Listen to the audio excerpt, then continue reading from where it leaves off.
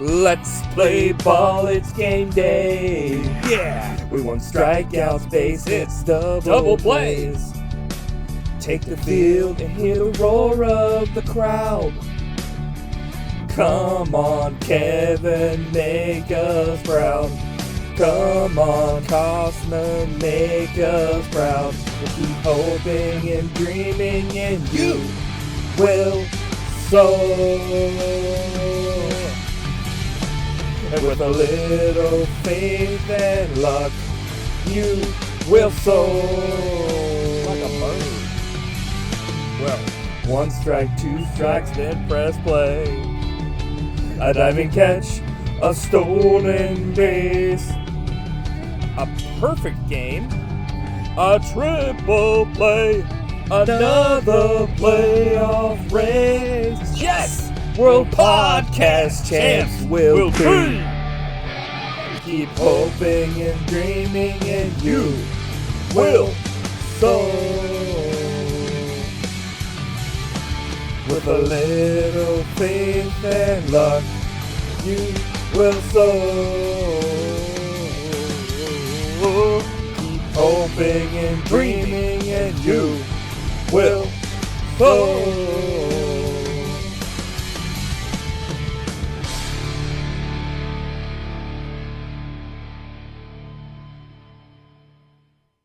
So, Star Wars hat.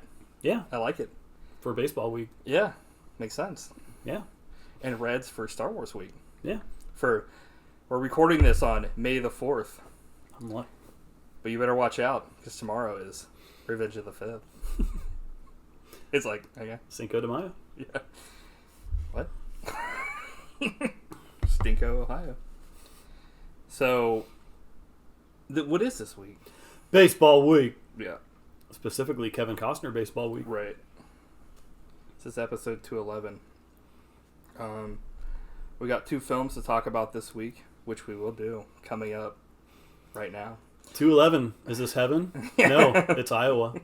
It's like Bull Durham and Field of Dreams.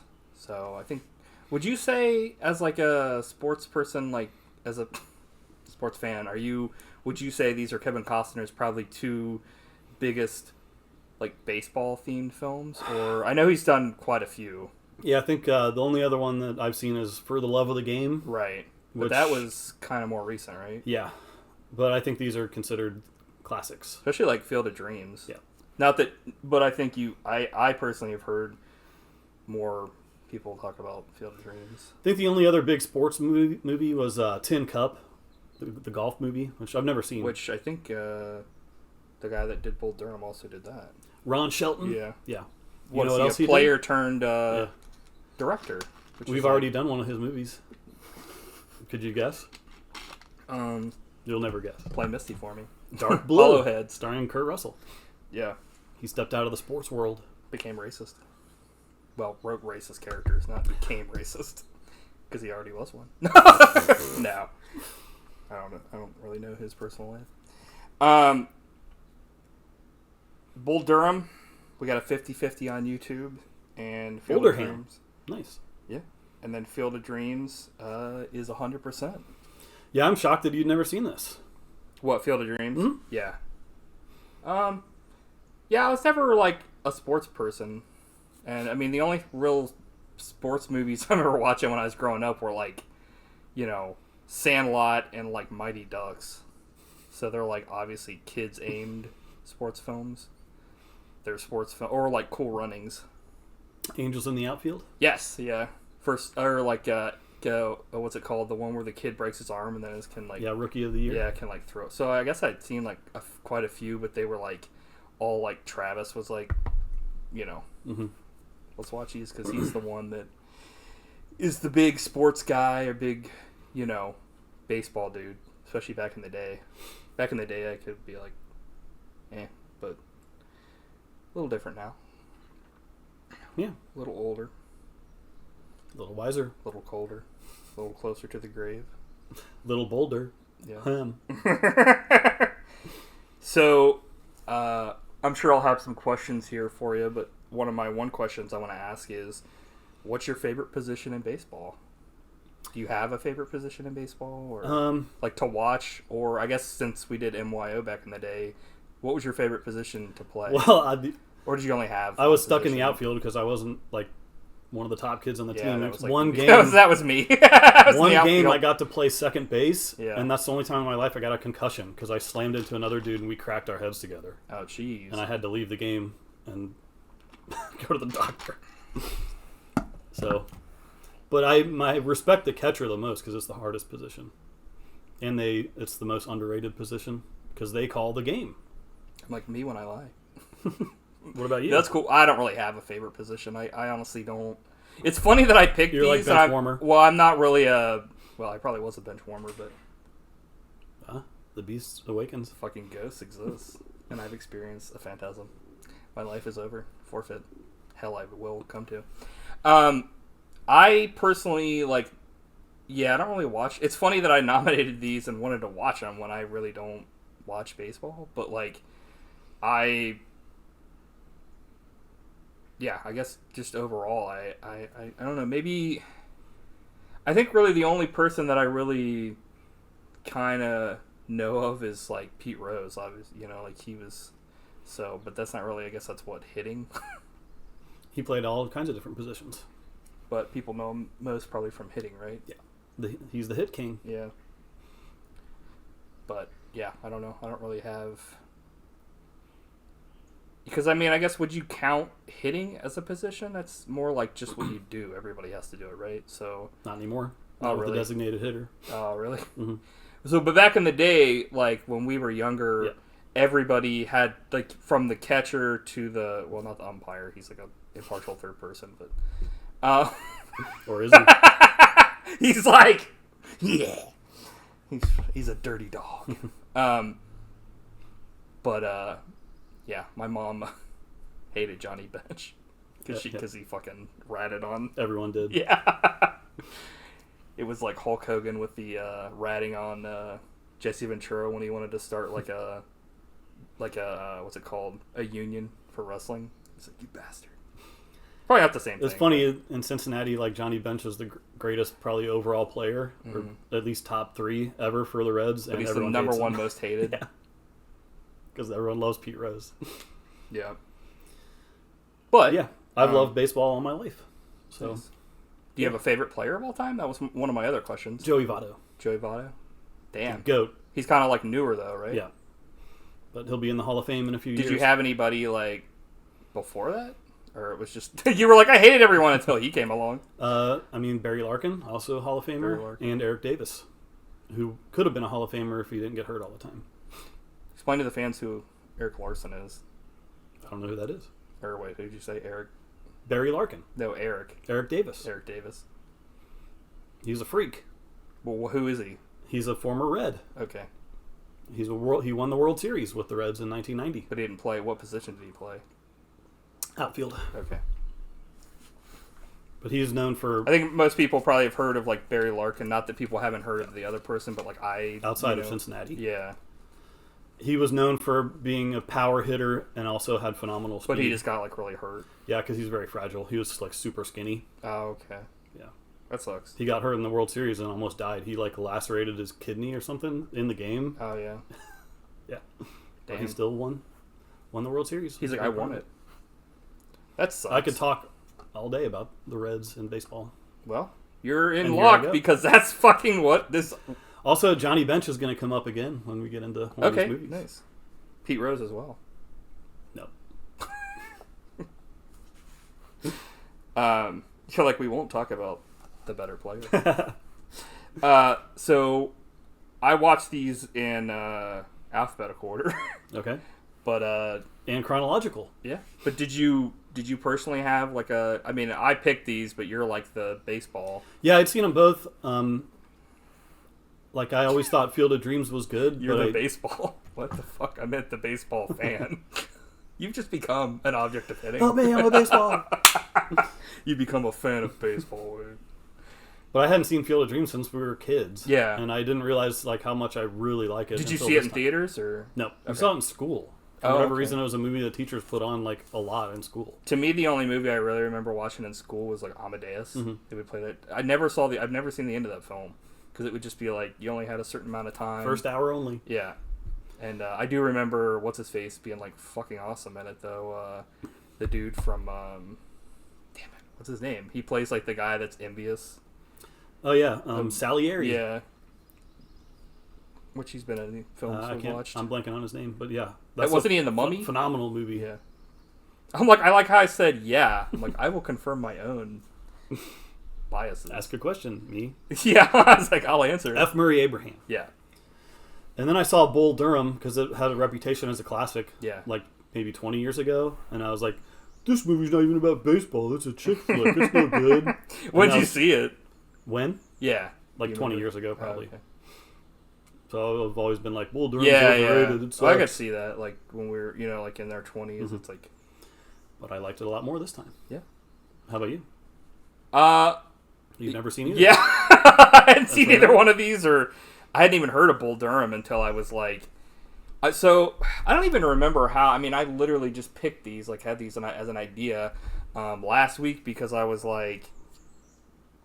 I don't know why the fuck. I mean, honestly, I don't know why why I even picked these. Not that I'm mad about it, but like, and I enjoyed watching them. But like, I think the case for Field of Dreams, I was like, man, that's a classic. I think that, everybody talks about it, so might as well. And then I was like, well, okay, we do these weeks. What's the connection here? So let me look up Kevin Costner in sports, and it's like, okay, he's done like 50 baseball movies.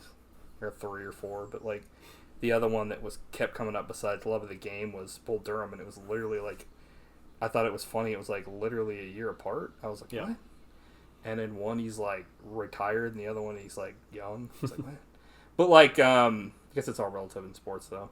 But he, like, I was interested because it was like, what are the odds that like somebody must really like sports or just athletes or athletics to do 2 films back to back like that and then make more on top of that. So yeah, and then I saw that there was like a 4K for that and it had special features, and then I saw that there was a Criterion for Bull Durham, and I was like, what the fuck? Okay, well, let's do it up. And they weren't super expensive to get a hold of, thank God. Nice.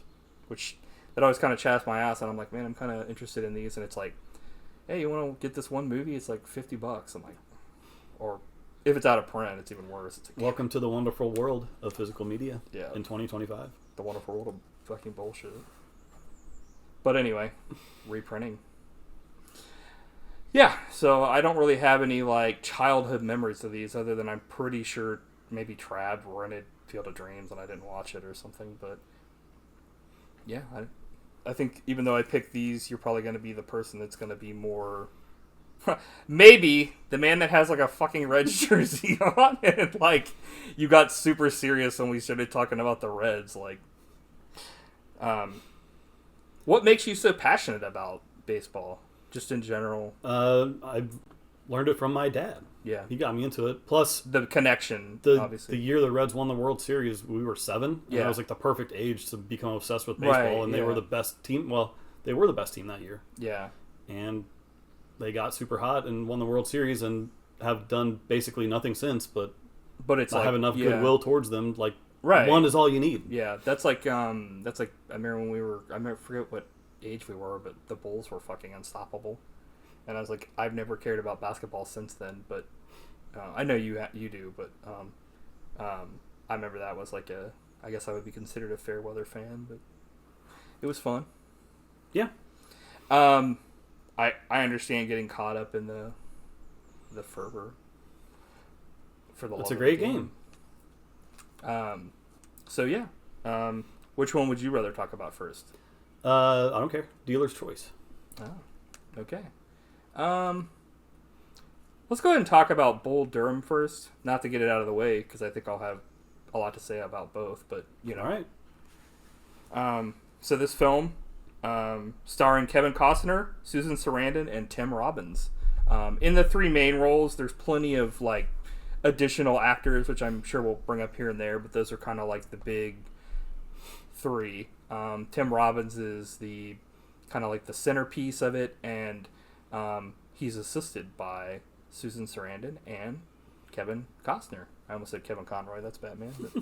But yeah, so this is definitely a film I think that changed Tim Robbins' life. He's great in it. Yeah. So I guess we already talked about like the beginnings of your of watching this or whatever, and like how watching it again, was this the second time watching it after in your 20s? So things definitely obviously changed and stuff. I mean, there's so many things that when I was younger I was like, this is great, and I watched it again I was like, this sucks, and then vice versa. Taste change over time. Do you feel that like this is a movie that's worthy of Criterion in your opinion? Yeah. Nice. I think it's really good. Yeah, I agree. I think it's pretty great. It's a great story with very memorable characters, and I think like the dialogue, like the writing in this movie is A+. I think this is honestly like, obviously not to like knock anything else that they've ever done, but I think this is like one of Susan Sarandon's like roles of a lifetime. Yeah, I think it's maybe the best thing she's done. Like, I mean, she's been in a lot of great stuff, but it's just like this is like such a memorable like character, but the script is just so good. Yeah, and she has the best character in the movie. She's the glue, essentially. Yeah. And she won the Oscar for what's that movie? Dead Man Walking. Bull Durham too. Which she's good in, but she doesn't really have the flashy part in that. What's that one about? Or that's like, where she like tries to get Sean Penn off death row. But Sean Penn has the real flashy part in that. Yeah. She's like more straight. He plays like pretty much like the odd kind of character. Yeah, he's like a huge scumbag. It's like the Joker movie where it's like, this is the centerpiece, this is the character. Not to go straight to that, but that's kind of... But she's the centerpiece in this. Yeah. Arguably Tim Robbins is too, and Kevin Costner is more the straight man. As far as story goes, Tim Robbins is like, even though he doesn't narrate it, he is like he is the sun which everyone else orbits around. But Nuke LaLoosh. Susan Sarandon is the gravity that holds it all together. Ah, put it on the poster. Yeah. Or you just wrote a Ebert style review. Hell yeah. You know. So, but I love his character because he's basically a huge dumbass. Like, he's super dumb. Yeah, he's and, a young ignorant. kid. He's essentially us. But he's really good at playing that. Yeah. You're like, because he's a dumbass. I'm like, but his character has an arc. Yes. He learns by the end of the movie some of the lessons.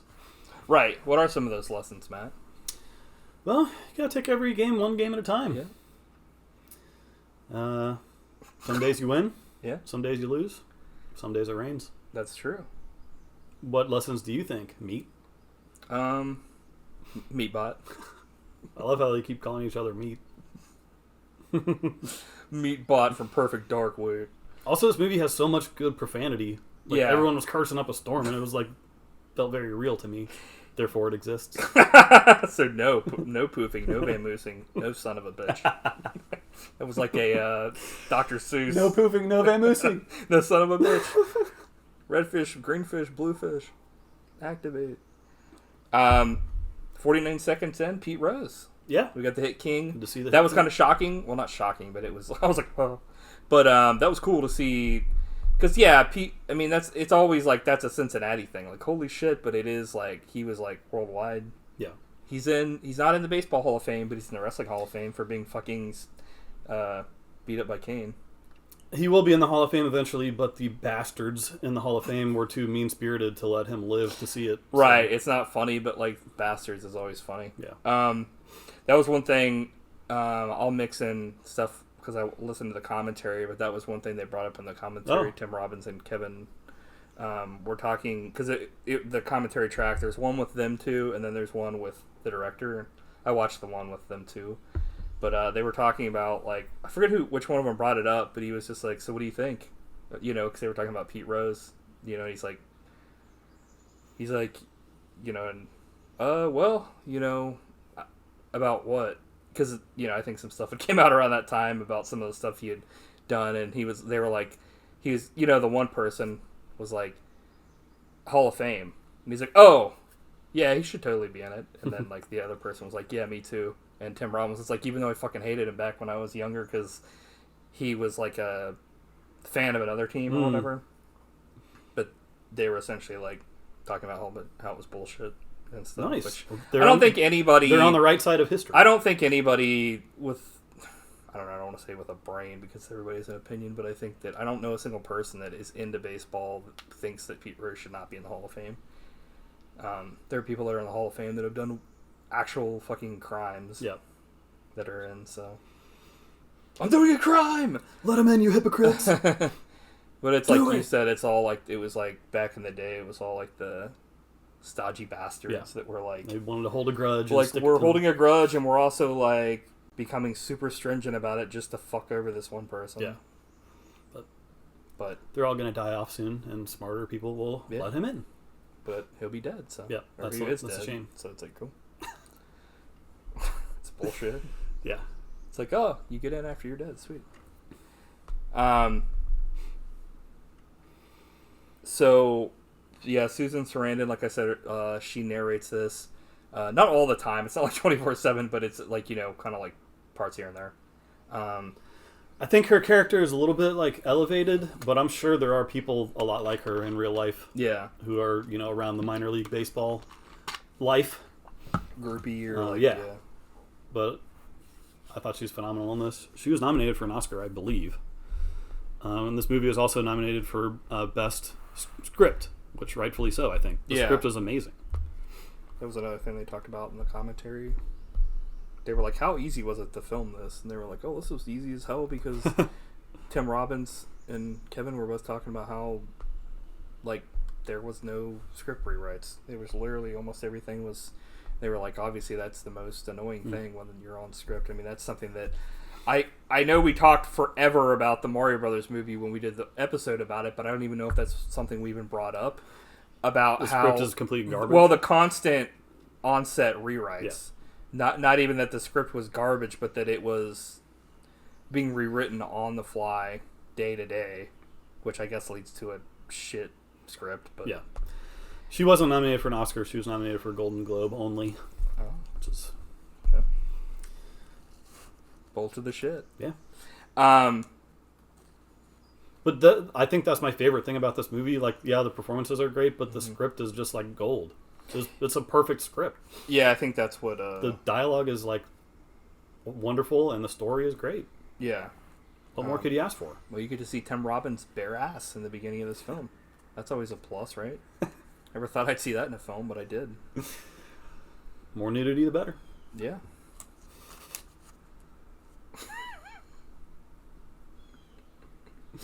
He's like, check it out.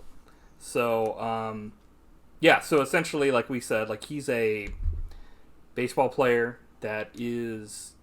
He's way more talented than anybody that he's around, but he's, like, literally has no, like, skill as far as, like, at the beginning, he can't direct his pitches. He can't...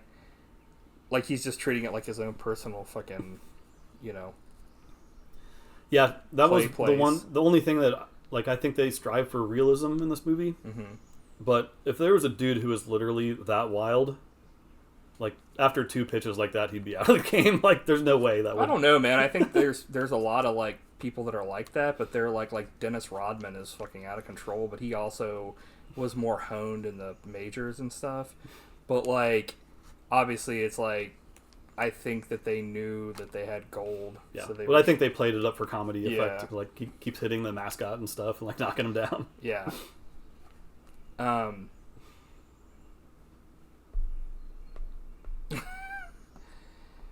They were talking about that where he was scared because a lot of people in this were, like, actual players. Like, side people. So he was like, I didn't really want to, like, hit any of these people.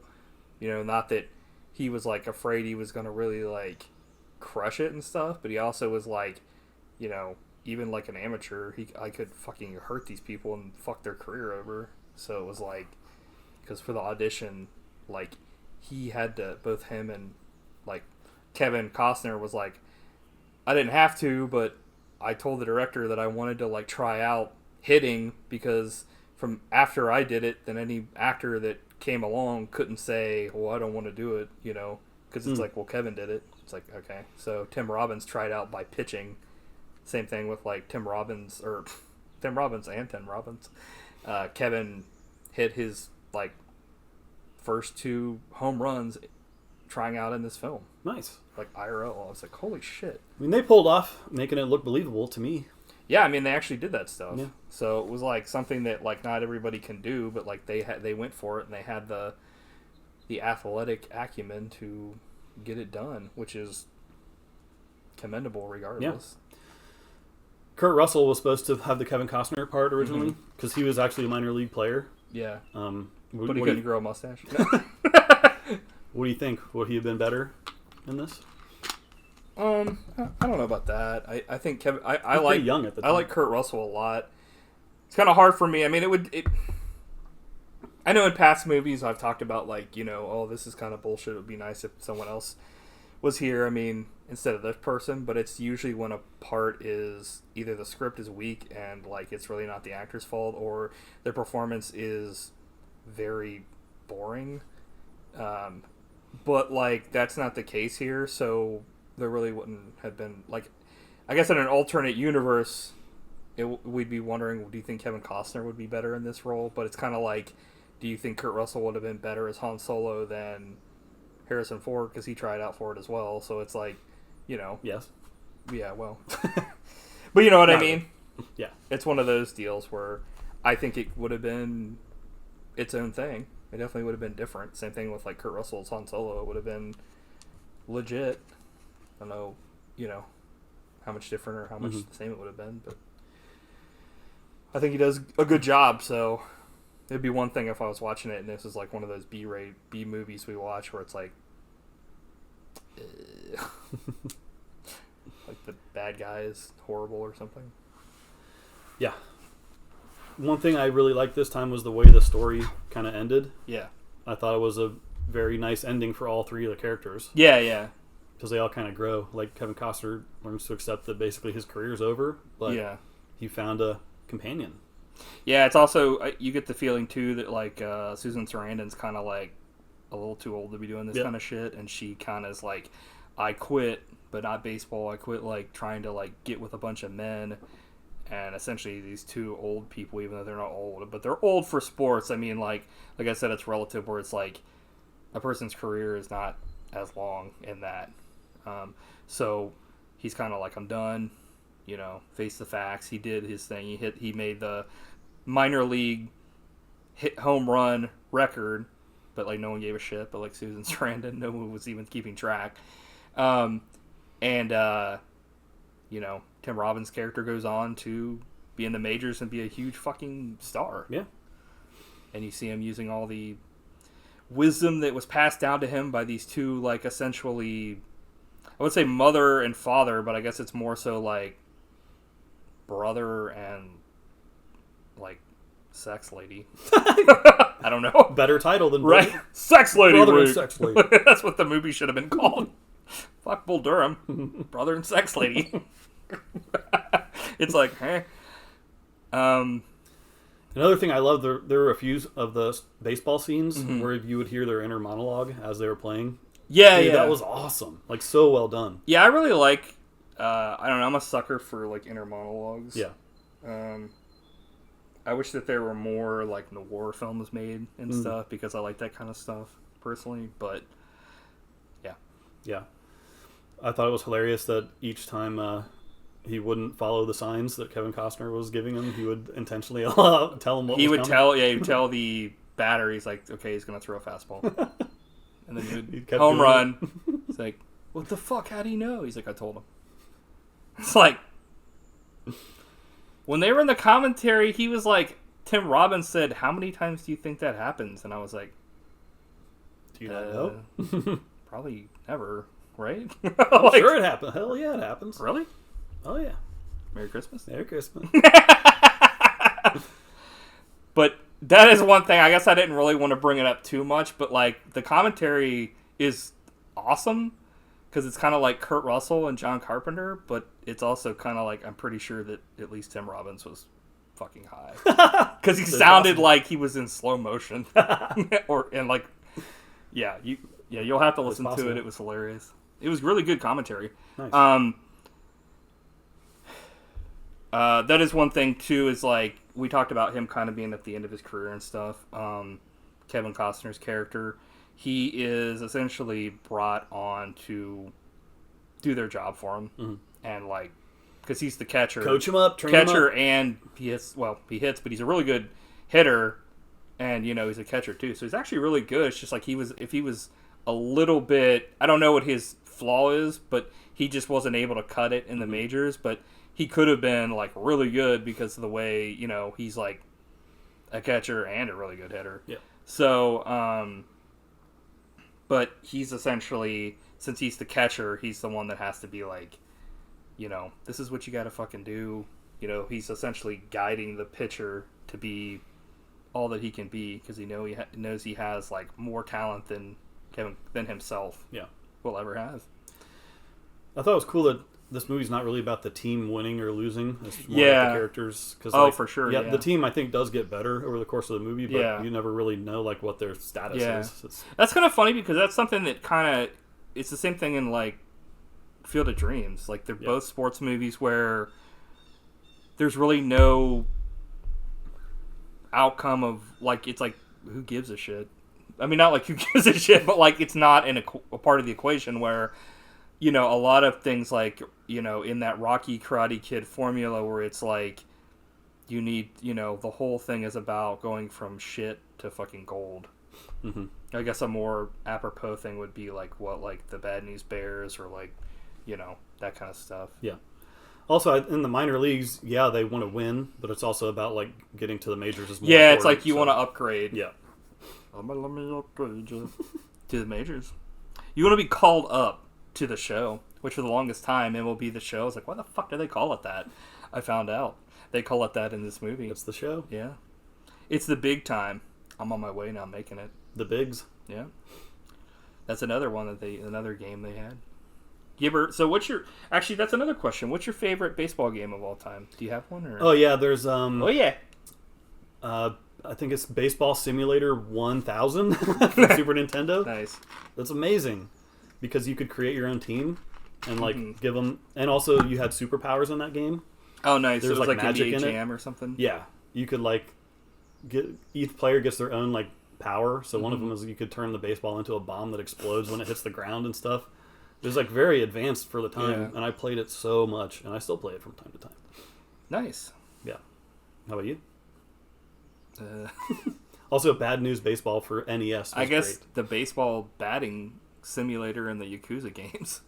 Oh, I played a fuck ton of that because you can get like stuff for it. Like you exchange the points from Homerun Derby and stuff for like special guides to like give you new moves or like level up or something. So I like baseball though. It's just I think a lot of times with like even wrestling games and other games, they're way too like realistic. Yeah. And I'm like, dude, I will just watch it on TV if I want to. Whereas like I would the rather baseball be simulator like game NBA is Jam. Yeah, it's very arcade like. Yeah. But I remember back in the day, I created a team and I was on it, and I had like the most power. So I would basically hit a home run every at bat, and then I created a Mike character, and he had the top speed. So basically, any hit, he could run around the full bases like and score home inside the park home run. Definitely couldn't do that now. Well, not like I'd be able to do it then. But... And you could play a whole season. Nice. On that, so I was like the Flash, I guess, huh? Yeah. I'm like, yeah. Dude, that's awesome. Basically, if you made contact, he was going to score a home run. That reminds me of like playing games back in the day, and I played like Final Fantasy VII, and I definitely had you as one of the characters, and I can't remember. Probably Barrett. Nice. Legit character. Shout out to Barrett. Yeah. Barrett, wait. A man with a fucking chain gun for an arm. But also like how they're at the beginning, it seems like there's going to be like a competition over Susan Sarandon, but like she makes her choice. Well, also Kevin like doesn't even give a shit. Like he's just I mean he does, but he's also like I'm not playing games. Like I'm done with this. Mm-hmm. So he leaves, and then she kind of settles for Tim Robbins' character, and like has sex with him the whole season, and then she's like eventually like until he starts winning. Right. Don't want to fuck with that. Yeah. So, but like he essentially is like, you know, I also like how at the end when he comes back and he's like, okay, let's do it, let's make love, and she's like, you know, essentially telling him she likes, you know, Kevin Costner's character. I like that he was like understanding and not pissed or anything, or even like really sad. He was like, oh, okay. And it's like they're both adults about it, and it's like sometimes I just like it when there's not like bullshit in movies. Yeah, where could have been a like, total sitcom, right? And I'm like, yep, dude, I agree. And I think the older I get, the less time I have for that kind of stuff, because it's kind of just, it can work well in films and movies. Films and movies. TVs and movies. But a lot of times it can also be used just to pad shit. And you're like, dude, just get to the point of the romance and then use that to your advantage. Yeah. So, also they start out as like enemies, essentially, like wanting to fuck each other up, and or more so, Tim Robbins wanting to fuck up Kevin Costner because he's a young buck, and he, you know, he essentially leans on him. He becomes his like brother, and essentially teaches him the ways of not only baseball but like the world, and being like, you need to be grounded, and then when you get in the majors, ground yourself. And you can be like awesome, and you'll come off as like interesting. So they were also saying that in the commentary. It's just like, that's really all you can say as an athlete, is like the thing where it's like, I just want to do it for the team, because it's like, what else can you say? Like you, you know. Yeah. There's some really good speeches in this. The Crash Davis one about it, what he believes in. He believes in good scotch. Yeah, that was good. You know, kind of stuff like that. He believes in Christmas morning, and that kind of stuff. Yeah, I enjoyed that. It was a bit writery, but I'll allow it. It's very he was saying that like he likes that speech, but like he's definitely not. He felt like he never delivered it right, and Tim Robbins was like, I thought you did great. And I was like, he's like, wavy gravy, man. Yeah, I was like, huh? But, I mean, also, like, when I watch his other films, he kind of is like that just in general. Tim Robbins, like, you know, like, what's the movie where he, like, escapes from prison? Or Shawshank. Yeah, Redemption. Shawshank. Spoiler, I guess, for anybody that hasn't seen a fucking movie like that. But a bunch of other movies, it's just kind of he's methodical about the things he says. But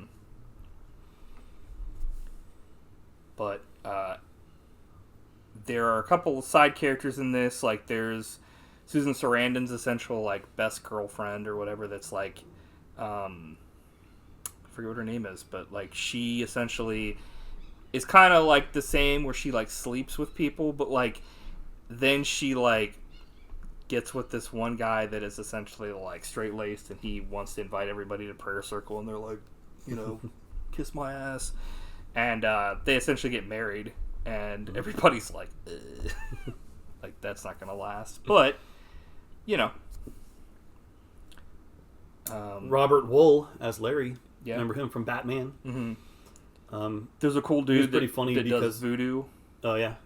On his bat to, and then later on in the movie, his girlfriend or wife hexes his shit. So he's like, "Fuck," you know, like, so like, yeah. But what were you saying about Robert Wool? Basically, anytime he's yelling at the players, you can't understand what he's saying. I thought that was a nice touch. He's like, "Get up, take the pictures." It's like. And there's a great scene where they're all out at the mound and they're not talking about the game. And he comes out and he's like, what the hell's going on out here? It's like, well, this person's got a hex. We don't know what to get, you know, so-and-so for their wedding.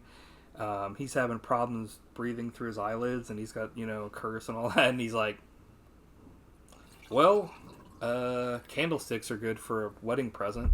You know, you can see where they're registered. And he's like, okay, that's all I can help with, like, because it's like they need a rooster to fucking. It's like, it's just funny because it's cool to see like I don't know if you said that, but like what they're talking about on the mound, where it's like usually like, what the fuck's going on out there? I know. You know, they're not mic'd up obviously, but you think they should mic up the players out on the mound? No. They're like, hey, you can say. They have started doing that. They'll mic up a player. They've never. I don't think they've done it with a pitcher while he's pitching, but they've mic'd up like a third baseman, and there's like a memorable part where he was like talking about something in mid sentence. He's like, "Oh, I gotta feel this grounder." Yeah. Okay, yeah, sorry about that. And I was like, dude, that's pretty cool. They do that in football too. Like they'll mic up certain people. I don't know if they. But they're not like interviewing them. Right? Like no, it's like they're talking to the announcers. Yeah, well, that's what the they game. mic'd them up on football too. Where like the people. Oh yeah, they're mic'd up, but they're not talking to the announcers during the game. Right? Yeah. They're actually playing the game. Yeah. Because they're in it to win it with this team of 4. I don't think wrestling does that, but I don't know. You can hear what they're saying sometimes if they're yelling. You can, yeah, because to the canvas. Yeah, I think because sometimes there's like shit like that happens, but like, yeah, nobody's really mic'd up, which is probably for the best because it would literally you would just be hearing, okay, come over here. I'm gonna. You hurt my left. Yeah, you'd be like, arm. I gotta like hit you with a tackle or whatever. But like, yeah. But don't mic up the fucking people on the mound, Matt says. They be talking shit. They're like, they be jamming.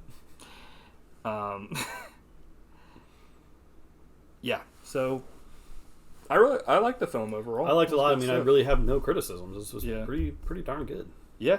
But you said like when you watched it the first time, you were like, because it obviously like this isn't like a straight thing like Rocky where it's like,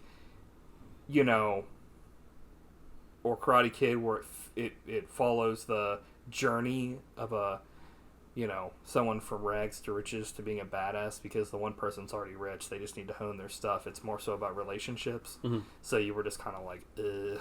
Yeah, I was just more into the baseball action, and I was like, didn't care about the Susan Sarandon part. Well, I was telling you texted me that earlier this week, and I was like, I think if I had seen it when I was really young, or like even like around that time, maybe younger, I would probably also be like, because it's just definitely. I think it's also the power of like expectations. Right. Yeah. Like knowing what a movie is. Yeah. Because I knew what it was at this point, so I could appreciate all this. Right. Yeah. Stuff about it this time. So. Yeah. Agreed. Movies deserve second chances for the most part. Yeah. Everybody deserves a second chance. Even Nuke Lelouch. He's like, I'll never do it again. Should we get into Field of Screams? Let me see if I had anything else here to I don't think I had anything on my notes, but I think I'm going to check and see if I had anything in the commentary really that was of note to talk about. One thing that kind of clued me off to maybe Tim Robbins being on the grass was they start the commentary and it starts and he's mid-conversation and Kevin Costner was like, okay, well if people didn't know, that's Tim Robbins, I'm Kevin Costner. Like he was like He had to wrangle him in. Yeah. That's pretty funny. They were talking about how Orion was like an awesome studio, but it sadly went out of business. Orion. Auto parts. Ow! Probably peaked the mic. Fuck. I already talked about the Hall of Fame stuff. They were giving a lot of praise to Susan, who they call Sue or whatever. Flew out and tried to read for the part. Kind of talked about a lot of this stuff. The part where they say "fuck this fucking game" or whatever, they were cracking up because they were like, that should be the next slogan for the major league like MLB. Fuck this fucking game. That part where like he goes back and like he's like, okay, let's have, or like she's trying to seduce him and he's like, we're on a winning streak, I can't, and he's trying to say like pussy or whatever in the movie. They were like, thought that was the funniest thing ever. Both of them were like they were like laughing a lot, which I appreciate. It sounded like they were like they're pretty good friends or whatever. That's cool. I definitely don't mind that in commentary. I love it. I think I'd rather have people talk about, I mean, there was enough stuff about the movie, but they also like, it kind of felt like Kevin Costner was kind of like big brothering him, like, joking with him and stuff, and he was like, be quiet or shut up, it was like they were kidding around and stuff, but it's like it was natural. It was like, that's cool. I like it when it's more fun and like, anybody can do like a technical commentary. Right. You know, just get a robot. Yep. And at the end, they say, keep going to the movies. Good slogan. And they said, even if it's not a sequel, because earlier they made a joke about, they were like, how come we don't make a sequel to this? So, yeah. Bull Durham, Crash's Revenge. And there's a lot of, like, special features on this. I probably just fucked everything up by doing that. But, this commentary by Ron Shelton, like who we said was like a baseball player that became a director, has quite a few great films under his belt. Yep. He also wrote White Man Can't Jump. Which Nice. is another sports classic. And then a bunch of interviews with cast and crew, like appreciation of the film, an NBC Nightly News piece from '93 on the final season of baseball at Durham Athletic Park.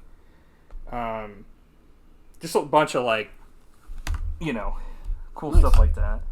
So, Criterion. Yeah, they're going out of their way. So, as you said, True Mavericks. Yeah, they really did it. Mavericks starring Mel Gibson and who else? Danny Glover. Yeah. No, not starring him. He has a cameo. Remember? I was like, wait, what? That's the only thing I think about that movie because he has a cameo and they play the Lethal Ron Weapon Perlman's in it too. Yeah, but like, yeah. Anyway, that's not about Maverick.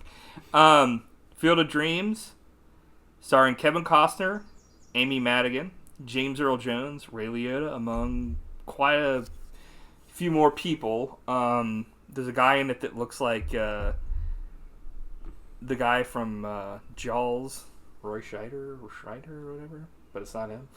It's like the brother-in-law that keeps wanting him to sell the farm. Oh, the guy with the beard? Yeah! I was like, this guy kind of looks like fucking the dude from Jaws. So, you saw this when you were younger, you said? Yeah. How young? Probably like grade school age. So it's been probably 30 Because you said they played it in school. Yep. Yeah, I never... It's funny, like, it's not one that I ever, like, went back to for whatever reason. Yeah. But watching it this time, I had a really weird experience. Because I was like... I was on the verge of tears, like, almost the whole movie. Oh, yeah. And I don't know why. Like, it was just so magical. Yeah. It, like, moved me. There's a lot of stuff in this about, like, I guess, like, regret and living up to, like, not only your expectations and what you want to do, but, like, what your parents wanted for you and stuff like that. It was just so, like, well done. And, like, what a unique story. Yeah. And I love how they don't explain any of the magic because, like, who cares? You know? It's just about telling a really unique story. You heard it here first. I loved it. Who cares? Can I summarize this movie, though? Yeah. It's about a guy who builds a baseball field and a bunch of ghosts come and play on it, and then at one point he time travels. Yeah. Kind of. It's like, does he? He did. Or did he? Yeah, it's like, there's a lot of stuff in this. It's not really, a lot of stuff. Most of it's not explained. Not like you said, but like, it's kind of like a X-Files episode or something. I actually could have seen this being like an X-Files episode with Mulder being like the person that likes baseball. Yeah. Should have done a crossover. Yeah. Like, why didn't they do more of these movies? 10 fucking Field of Dreams films. They did do like someone made a short film that was called Field of Dreams 2, but it's about someone that has to build a football field. But it's just like a short film. I didn't watch it, but I was like, what? There's a sequel? And it's like, oh, it's like on IMDb is Field of Dreams 2. Like, I'm sure it's like a tribute kind of thing, like all those Indiana Jones tribute films that people made. It's funny, Kevin Costner did this back-to-back with Bull Durham, and like, they wanted him to play this part, but they're like, there's no way he's going to do 2 baseball movies in a row. And then he's like, yeah, heck yeah, why not? Yeah. I'm glad he did. He said, why not? When others say, why? Why ask why? Yeah, why ask why when you can take the money? Drink Bud Dry. You can take the money and run. How about you? What were your thoughts on Field of Screams? Yeah, I thought it was, I don't know, I'm trying to like articulate, I guess, like my thoughts on it because it's weird. It is weird, but it's also, it is like a family film. Mm-hmm. It's like if you took like something like The Sandlot or Air Bud, but put something like actual Like, there's actual, like, metaphysical shit happening here. It's not just, like, at some point, like, the ghosts go away or they're like, you know, we're done here. Our job's done. It's like the film ends and it's essentially become, like, an attraction for the world to come to and see these, like, dead people come and play baseball. Like, they're actual ghosts. Yeah. And not only, it's not like they're replaying shit, they, like, know that they're dead. Like, they're like, they can't leave the field, but they know that, like, they're like, that happened, like, 20 or 80 years ago or something. And it's like, I think that's probably what was the coolest thing to me about it, was that, like, they're sentient. Because a lot of times, like, in stuff where there are, like, ghosts or something, it's like, they're kind of just on rails. They're just doing their thing. But these, they decide what they want to do. If they want to play or if they don't want to play, they can just do whatever they want. I mean, I guess they're stuck. Do what they want to do, play what they want. Hit a home run. But they are like, you know, obviously, like, I guess they couldn't leave the park, so it's not like they could just go do whatever they wanted. But, like, they're, like, essentially, like, are we in heaven? You know, they're like, you're, you know, the joke, obviously, oh, you're in Iowa. But, like, it's, yeah, it's just, it's interesting. I mean, that's just a small part of it. But, there's an interesting part in the film where everyone sees it in the family, but, like, the extended family don't see it. So it's like, well, what is the connection here? Like, why do these people see it? Are they full of shit? And then, like, the brother-in-law, something happens to the daughter, and then he sees the players. And it's like, you know what I mean? Like, holy shit. Yeah, it's amazing. Like the first scene where the daughter's like, there's a man in the baseball field. Yeah. I was like, I was blown away. I was you're like, magic is you're real. like, there are men. You're like, this baseball is happening. Ray Liotta giving a bizarre performance in this movie. What'd you think of him? I feel like that's kind of on brand for him. Like, he kind of seems like he's surprised he's been cast again or something. And that's kind of seems like how it was in something like Wild. Like, he's playing a character that's like, a lot of times, like, when he locks in, he's great. But there's also points where I'm like, is this guy sauced? Because he's literally just looking off into space, and it's like, line. Yeah, but, they said in the commentary, like, they wanted him to be very mysterious, which I think that works. But it's also like, is this guy gonna murder? Like, right? Yeah, he kind of has that, like, fucking terrifying. Yeah, he had, because his eyes are so, like, piercing. Yeah, so it's like you said, it's like another performance by Ray Liotta that is, you know, are you going to be murdered? Like. But he does smile in one scene. I went back because when I watched it, I was like, did he even smile at all? But he does smile in one scene. Yeah. So that was nice to see. When the girl falls. She's like, conk, and he's like... Yeah, I've always thought he was weird in this movie, but I think it works. Yeah, I mean, I think just in general, he's kind of... There can be times like that when he's locking into his performance that he, like, takes a break from talking, and you're like, what is going on? Why is this guy not saying anything? Yeah. Not like you have to talk 24/7 while you're acting, but it's like when he stops, he's like a deer in headlights, and you're like, death will commence. Yeah, I thought that was funny that you brought that up, because I was thinking that, but I couldn't really put my finger on what I would equate. I've always been really creeped out by him in this movie, but I think that's what they were going for. I think that's just like a Ray Liotta thing. Yeah. Not in every. I also love the wife character, yeah, played by Amy Madigan, because there's no bullshit where she is like arguing with him. You know, she goes along with him and supports him the whole time. There's no bullshit word. But you know what I mean? Yeah. Also, like, he gets to go off and like go on a magical adventure, and she's like struggling to keep things afloat. I thought it was very cool. She's like, help me! He's like, fuck you. No, I liked her in this. Say that. There's one scene that I don't know that I like in this movie. Can you guess? I feel weird about it. I'm trying to think. It's where they're at the school meeting and they're talking about banning books. It essentially becomes like a fucking like Nazi party. What makes you feel weird about it? It's a little bit like, I get what they were trying to say, but it's the one like this. There's really no villains in this movie, and it's about like people helping each other, but that scene felt mean-spirited. Kind of feels like out of place. Yeah. It really doesn't like drive. And it's very hitting you over the head with. Well, it doesn't message, drive the film. Yeah. Maybe, I mean, I guess they do bring up James Earl Jones' character. Mm-hmm. I mean, it shows that they're they're from on the right cause from the hippie generation. It's like, but I already knew that.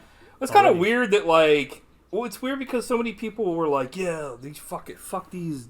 Well, they don't say fuck these, but they're like, these books are showing perversion, and it's like, yeah, I mean, we know that kind of shit happens today and stuff. Yeah, but then she makes one very short speech, and everyone instantly turns around. They're like, they're like, let's burn this Nazi. She also phrases it in a way that is like, are you guys really gonna, well, the way she phrases it is kind of like a straw man, because she's like, are you gonna side with Nazism? Exactly. Are you gonna side with, free love? And it's like, well, who the fuck's gonna be like, hell yeah, Nazism? Even if they believe in the cause of getting rid of these books. Yeah, I mean, like you said, I agree with the message. It's just, it is kind of like a...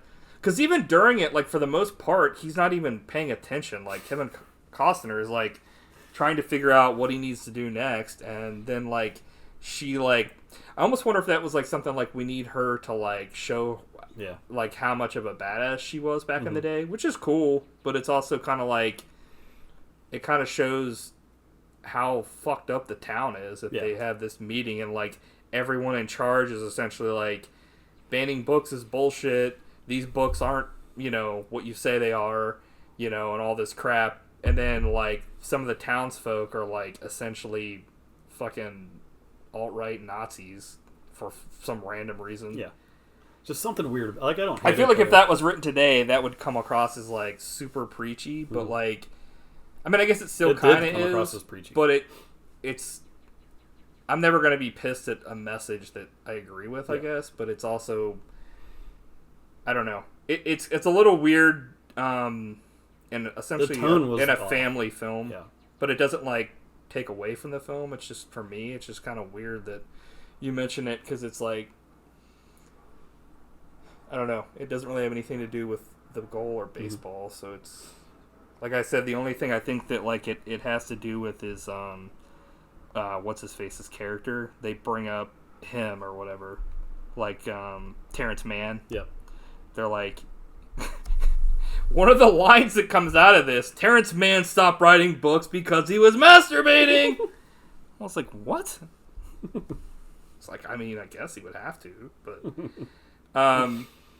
and then she, like, rules opposing the censorship talk. She, like, rules with an iron fist. Right. She's, like, out of nowhere, she's like, fucking I am the Overlord.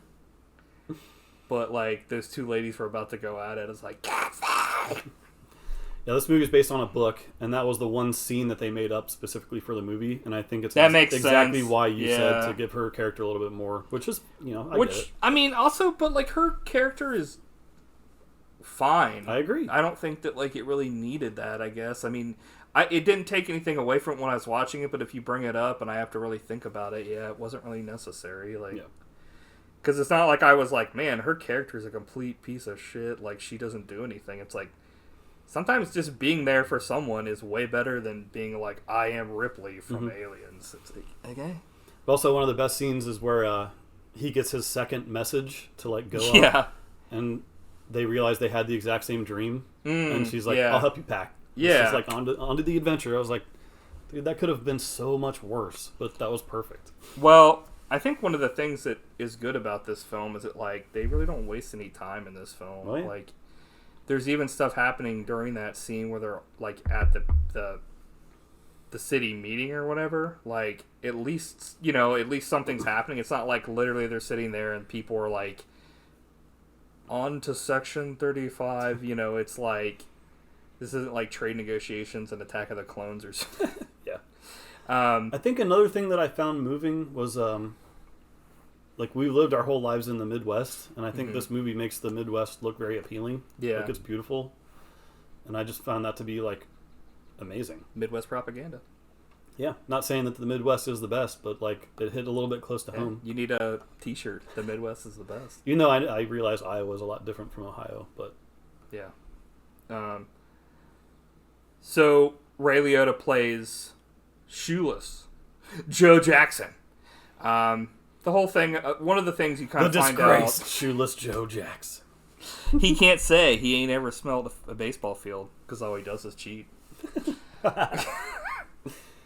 But that's something that kind of like early on you find out that like Kevin Costner in the very beginning talks about how like his dad, you know, essentially was into baseball. They got into a fight, and you find out through the course of the film that like he could never make it like as a baseball player.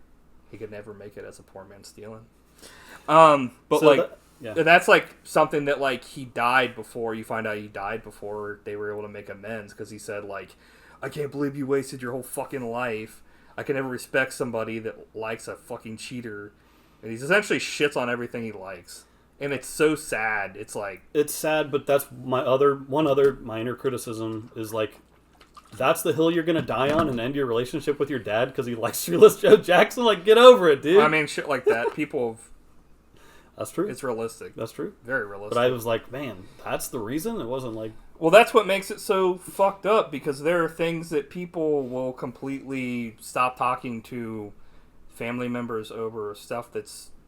And there are some things that I could understand, but there are other... But it's also relative. I mean, some people, you know, are so hard-headed, you know, if they would just like... But like, to me, I think for us, it would be hard to just completely cut someone like a family member out of your life completely. But, you know, there are things I think that could warrant that. I just can't think of anything personally off the top of my head, because it's also like you have to have a family member that is like horrible. I think if you don't like Thomas Ian Griffith, I would cut you out of my life. The person that essentially convinced you to fucking like Thomas Ian Griffith more. I turn on him and then you're like, fuck you. I could never respect anyone that likes Thomas. I could never respect someone. That's just how I end it right there. But I think that's what makes it like I think that's what makes it sad, and also like kind of like holy shit, like you said, because it's like not only did he shit all over what he liked, but he essentially was like, I don't respect you because of what you like, and you know, fuck you, I want to hurt you as much as possible. And then he leaves, and then the man that like brought him up after his mom passed away fucking dies before he could say he was sorry, or before he could even meet his family. And it's like, sometimes shit like that happens, and it's fucking horrible, but yeah, that's life. But if you build a baseball field, they'll come back as a ghost. And you'll get they will come. Have a catch. I'm like, what dreams may come? Did you ever say have a catch? I'd never heard of it until this fucking film. Yeah, that's something they talked about in the commentary and some of the special features, because I was like, we always said play catch, not have a catch. But I guess that's an East Coast thing, apparently. Yeah, I don't know. I never heard have a catch. Yeah. Because Kevin Costner wanted to change the line, because he's like, what is have a catch? Like, yeah. I've never heard of that before. I'm having a catch! He's like, play us out. What does that mean, play us out? He's like, having a catch in an automobile. There's no words there. It's like, I can't do it. We're playing it live. Fuck it. Oh my god. What'd you think of James Earl Jones, the GOAT? Well, I mean, I never have anything bad to say about him. I think for me, his other great baseball role is, you know, in Sandlot. Yeah, I forgot about that. Yeah, nice. He's great. I mean, his voice is iconic. Mr. Darth Vader himself, among many other roles, and Mufasa. Thulsa Doom and Conan the Barbarian. Ah. That's my favorite James Earl Jones. I've never seen it. What? Yeah. Dude! Stop the podcast. What'd you say? Stop the podcast. Emergency episode of Conan the Barbarian. Emergency. It's one of the best movies of all time. I don't know about that. I've never seen it. How could it be that good? But yeah, there's some, I guess, talk about how Shoeless Joe Jackson did not cheat. Was that like an actual thing? Well, no one knows for sure. If it was a real thing? Well, that he didn't cheat. Oh, okay. I was like, wait, what? But his statistics were way better than everyone else's. It was a little if you look at the suspicious. numbers, you can't tell from the numbers that he was trying to throw the game, which indicates maybe he wasn't. But were you familiar with the Black Sox scandal before? Yeah, I did know about that. How what was it? The White Sox threw the game to get money, right? And what was it? Because they bet on themselves to lose, or they got involved with the mob, and it didn't work out well for any of them. Well, I mean, that's the thing back in the day. I mean, the mob kind of ruled everything. So it was you get involved with the mob too, and it's a lot of politicians were bought and sold. But do you know who they were playing against in that World Series? Oh, the Reds. Oh, and they won. They probably didn't have to throw. Or did they? Were the Reds really good back then? Mm-hmm. The Red Legs? that year. So what's with the whole Red Legs thing? Their name just changed over the years. Oh, okay. It was Red Stockings initially. I'm I love these stockings. Speaking of stockings, we didn't talk about that in Bull Durham. That's true. Where Tim Robbins wore ladies' stockings. He thought it was hot. For a little bit of the edge. He's step into a spicy Slim Jim.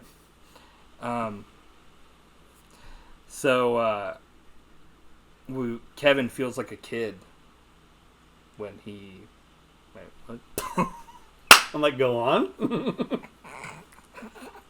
Your face. He's essentially become he feels like a kid when Shoeless Joe Jackson shows up, and he wants to throw the ball, and he wants him to pitch it to him, and so he can hit it. He's holy shit, this is great. What a scene. Yeah. And you remember when he almost hit him on the mound and he had to jump out of the way? That was a real thing that just happened. It's also it doesn't help that Ray Liotta's expression is not I'm sorry or holy shit. It's yeah. It's dude, what the fuck? It's really weird. Is Shoeless Joe Jackson a psychopath? He's I'm just a psycho. This is the scariest ghost I've ever seen. Yeah, he's la la la. Move over, poltergeist. Yeah. Shoeless Joe is here. Yeah, he's I won't become the thing I hate. But I love that the story just keeps moving. Yeah, that's my favorite James thing Earl too. Jones comes on board, and you're this is even better. He's along for the ride too. Yeah, that's really the only opposition. Well, I guess there's a couple things, but where he essentially at first is obviously it makes sense though. Why would he randomly some dude just shows up and is we're a fan of yours and you're great, but you need to come with me to my fucking farm, and it's is this guy a fucking psycho?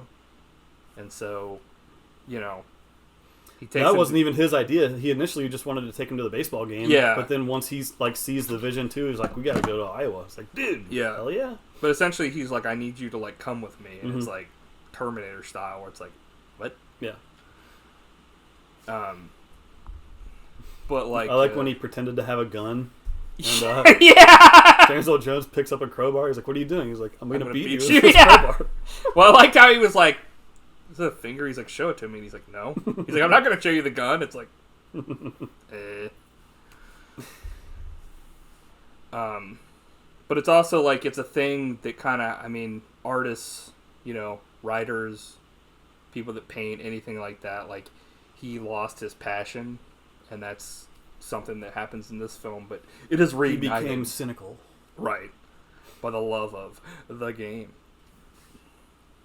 But it was cool when they went to the baseball game, and Kevin sees the thing on the scoreboard. He's holy shit. Moonlight Graham. And he's whoa.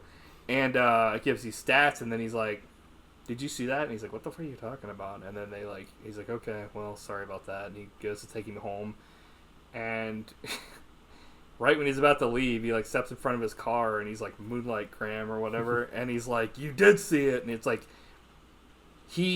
it's an appropriate response to be what the fuck, I didn't, he was kind of freaked out, to say the least, because he was he saw this random shit, and they both saw it, and then they go back to the farm, and it's when he sees the players, and it's also a holy shit, because there's a couple of people that have so far shown they can't see it, and I don't know if it's the cynical, maybe, but it's there's a part where the essentially the mother-in-law and like the brother and like all that, they all show up, and like the whole lady's like, it's not nice to trick people or pretend that you're trying to fuck with them, and like because they can't see the players. But like I said earlier, later when the accident happens with the daughter, and the doctor helps, like he's like, where'd all these players come from? Who are these guys playing baseball? Yeah, and then you're like, holy shit, like, so now he has opened his eyes. And his heart. Yeah. And has become the brother he was always meant to be. A friend to humanity. A real Ebenezer Scrooge, changed for the better for humanity and mankind. I'm like, I just keep going on for the rest of the night. You're like, yeah. Yeah. You like it, you're like... Go for the world record. Of talking. Yeah, so then they get to meet Moonlight Graham, played by the legendary Burt Lancaster. Yeah, this was his last film before he passed away. He's like, Field of Dreams, I'm dying.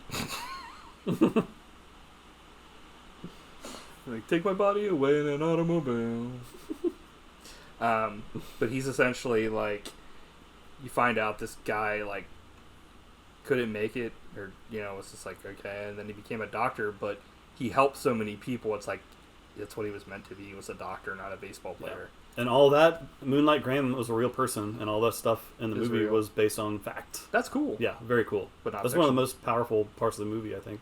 Yeah, it was pretty legit. And then like he comes home, or he comes out of the field, and not out of the field. They pick him up. Essentially, they pick up a ghost. Yeah, and take him like. Not after Kevin Costner went back in time. Right. Yeah. Well, I think that's so weird because it's not weird, but I think it was interesting because like usually. So you've got stuff like Ghostbusters where like ghosts exist everywhere, and then you've got like Beetlejuice where like he can only kind of be in a certain spot, it seems like, or if he's brought back. But like, or like the the characters in that where they're like stuck in that house. But like in this, there are like random occurrences of ghosts appearing, and then like walking through veils and stuff like that. So it's very interesting because it's not just like there's no rules, just right. Yeah, that's what I appreciate about it. So like that kind of happens, and then they take him. His younger self gets picked up, and it's like, but you kind of talk to his older self, and he's like, I'm just gonna stay here, right here. Yeah. In the NWO. So, yeah, but they bring him home. The cool thing is, like, when he's essentially, they're like, you're really good as a baseball player and stuff, and, he's doing pretty good, but he's, like, young compared to everyone else. And when he saves the kid, like, he walks off the baseball field, and he becomes the man that he was, the doctor. And it's like, holy shit, this is pretty cool. Yeah. And as he's about to, like, essentially go back to his wife in heaven or whatever, he's like, Ray Liotta, Shoeless Joe Jackson, is like, yeah, so, you were really good. You could have been, he could have been a great baseball player, or you were a great baseball player, and it's like, essentially, like, he had it all. Yeah. But he did get to live his dream of facing a real pitcher and winking at him, and then they tried to nail him. Remember that? Yeah. I love that. That was a nice little touch. Nail him. They were like... Because you think he's going to hit a home run, but then they just try to knock him down. Like, don't wink at him, dude. He's going to murder you. They pull a gun out on him, put it in his mouth. He's like, yeah. So he's just like, I'm off to heaven. He's like, I'm off to see my wife, baby. But yeah, I thought that was. There's just so many cool things about this. Like, obviously, this is just this is a baseball film. This is like a family film, but it's like. It's very weird because I do not remember ever watching something that just is like the paranormal stuff is just there, but it's not like a. I mean, it is, but you know what I mean. It's obviously it's not like Ghostbusters where it's the main like holy shit, there's ghosts. It's like there's people here, but I mean also it's a little different from Ghostbusters and Beetlejuice. The fucking baseball players aren't like disemboweled or like fucking missing their heads or like fucking like trying to kill people. Except for Ray Liotta. Ghostbusters 2, Field of Dreams. Yeah! The Ghostbusters show up and just murder all the baseball players. I'm like, yeah! They suck them up. I'm like... They're like, why don't they do a Ghostbusters versus Beetlejuice? It's like, what? I know I said that. I'm sure someone wrote a fucking fan fiction about that. And it was me. But like... you wrote a slash fiction. Janosch as the coach. I'm like, kill me! Actually, you're like, kill me? Yeah. Yeah, so essentially, like, this movie is just, like... I think the score helps. The score was it was beautiful. I wrote down his name, but I don't know. James Horner, R.I.P. Yeah. He sat in a corner and died. He sat in a corner and put his fucking finger in a pie or whatever. Oh, yeah, that's right. Little James Horner sat in a corner. Finger in a pie or some shit. He's like... Brr. The movie was nominated for 3 Oscars. Best Writing, like Bull Durham. Best Score, and Best Picture. Oh. And it lost all 3. To Bull Durham. It's like, wait. It lost all 3 to Air Bud. Baseball to Ghostbusters 2. Came out the same year. Did it? Yep. Did it lose to that? No. I was like, what? I'd cry tears of joy. Well, not tears of joy. I wouldn't want one. Bobby Brown should have been nominated for Best Song. Yeah, I agree. That whole soundtrack was rocking. There was an awesome special feature on this where it took place in 2004, where 3 real-life baseball players went over to Kevin Costner's house and watched the movie with him and then talked about it and talked about baseball. Did they show the whole thing where they watch it together? No, they didn't show the whole They're all like... But they showed him, like, arriving to the... It was Brett Saberhagen, George Brett, and Johnny Bench. Ah. It showed him, like, showing up to the house, and Kevin Costner's like, hey, guys, come on in. And, like, you get to go inside his house, and he has, like, a theater. It was like baseball cribs. Yeah, exactly. That's He's cool. like, all right, let's watch the movie. And then it cuts They're like, away. wait, what movie? And they talk about it, and it was great. That's it was like cool. Half an hour They did long. like a round table or something? Yeah, That's they were just legit. talking about it and talking about their careers and the movie, and it was really fun. What did Johnny Bench have to say? He loved the movie. He talked about his career, talked about the thing he's most proud of is winning a world championship over being an MVP and like all the individual awards. He's like, I sold out Shoeless Joe Jackson. He's like, they created a steak at Jeff Ruby's named after me. But yeah, there were tons of special features on this just about making the movie. And nice. One cool thing that I couldn't believe was the end shot of the movie where you see all the cars coming in. Yeah, the cars come in. So they like had everyone in the town volunteer to like actually drive their cars in. So nice. those were all real. Like they had over 1,000 cars. Dude, I was like, that's legit. That would never happen ever again. It would just be CGI'd now. Like, because why would it? You know what I mean? Yeah, true. But it was a pretty cool story. Why would you waste all your time doing that? What a bunch of idiots. I know. Why did they CGI? It took them like a whole day to get everything set up. To get everybody set up and stuff, yeah. I guess like one thing that we didn't talk about is like where essentially Terence Mann, like James Earl Jones, gets called to go hang out with them in the cornfield, and it's like he's going to be like the first human to go into Ghost World, essentially. Yeah. And it's like he's going to... Like, the only thing... I think that's one thing that I was kind of like... And I guess it's quickly resolved, but it's like... Kevin Costner's character flips out about it and stuff, but it's like he never made it to find out anything about ghosts, so he's kind of like pissed off. But then like Ray Liotta's like, did you like make this for your... Like, did you do this for you? And he's like, no, but it's like... The whole flip out was kind of like almost like arbitrary. You know what I mean? Mm-hmm. Like he was like why is he pissed? Yeah. Like he didn't seem like he gave a fuck about it before, and then randomly he's like, woo! But like fed up. Yeah, he's going in there and he's gonna like. It's like, would you rather have this guy go in, or would you rather have the accomplished fucking author that can actually describe it perfectly? You know what I mean? He says like, I'll tell you what happens when I come out, but it's like, is he being called to heaven? Is he dying? Like, that's another thing that's never explained. Yeah. But Kevin Costner did get to live his dream of reuniting with his dad. Yeah. In a very powerful scene. Yeah, I think that's something that, like, speaks to everybody. Mm-hmm. It's like, you know, he's, like, essentially like, is there a heaven? He's like, oh, yes. It's the place where dreams come true. And I'm like, hi, dreams. Like, go on. I'm like, okay, are you going to explain it? I'm like, where's the fucking 50-page fucking book about it? Come on. Did you know that the real Field of Dreams is still there, and it's a museum now? Oh, nice. You can go to visit it. And just a few years ago, they started playing an actual Major League Baseball game once per year Oh, that's on that really field. cool. So, like, a real game that counts. Yeah. I thought it was, Have the Reds ever played there? Not yet.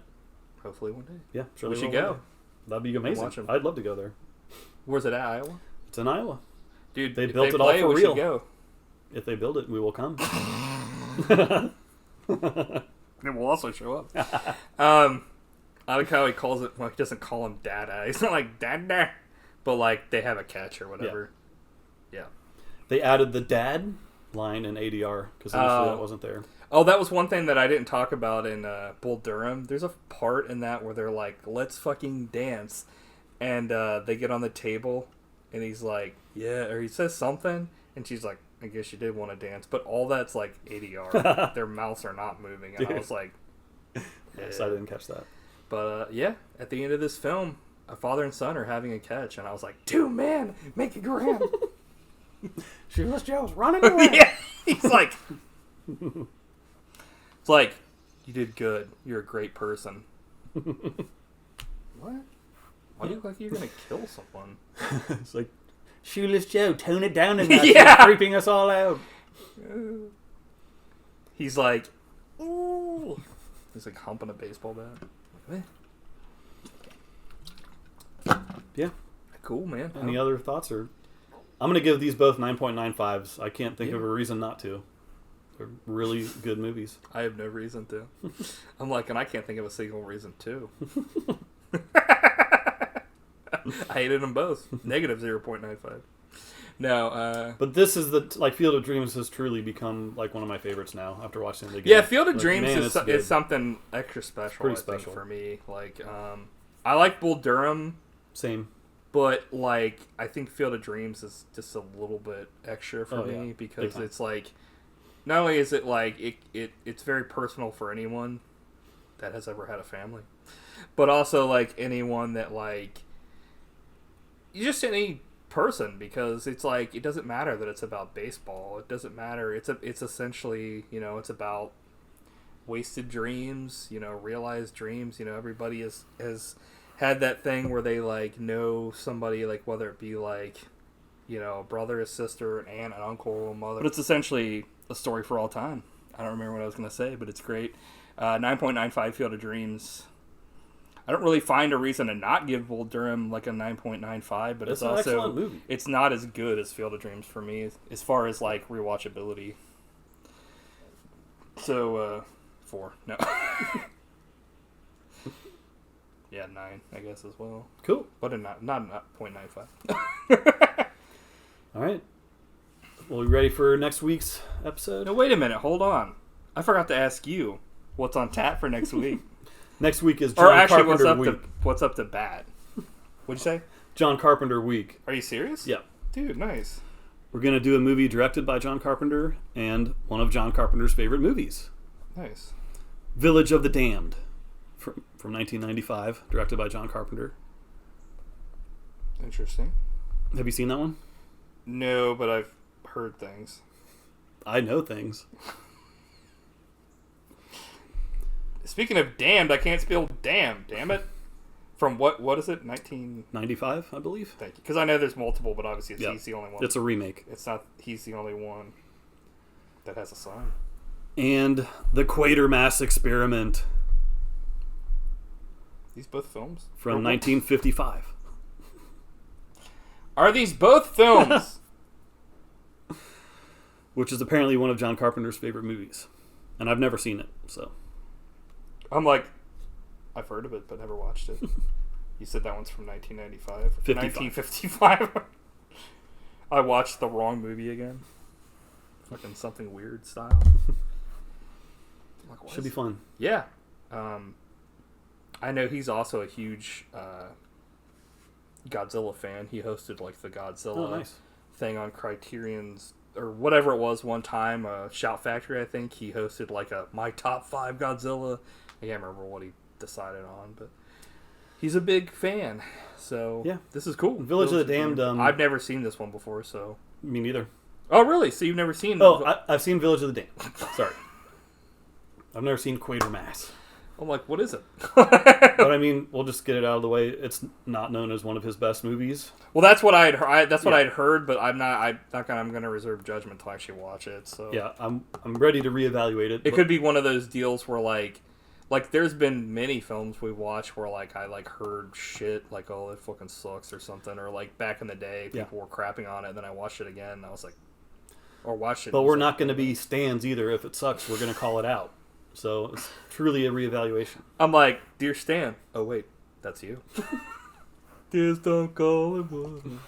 Yeah, I mean, like that's kind of how at least I think we're both like that. I don't think I've ever glazed something just because fucking you know I like somebody. It's been a long enough time for me since I've seen it. Like I'm ready. Yeah, let's do this. You're ready to give the true judgment. So, did you already say bye? I'm sorry. No. We'll hit it out of the park. I'm about to right now. Bye. You're out of here. Matt, people will come, Mike. They'll come to YouTube for reasons they can't even fathom. They'll turn up to your channel not knowing for sure why they're doing it. They'll arrive at your videos as innocent as children, longing for the past. Of course, we won't mind if you look around. You'll say. It's only free. They'll pass over the likes without even thinking about it. For the subscriptions they have and the peace they lack. And they'll walk out to the TV, sit in shirtless sleeves on a perfect afternoon. They'll find they have reserved seats somewhere along one of the playlists where they sat when they were children and cheered their heroes. And they'll watch the episode and it'll be as if they're dipped in themselves in the magic waters. The memories will be so thick they'll have to brush them away from their faces.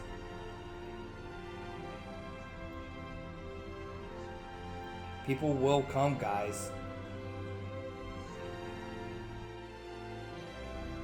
The one constant through all the years has been movies. America's rolled like an army of steamrollers. It's been erased like a blackboard, rebuilt and erased again. But movies have marked the time. This review, this duo, it's a part of our past. It reminds us of all that was once good, and it could be again. Oh, people will come, buddies. People will most definitely come to watch Buddy Shotz.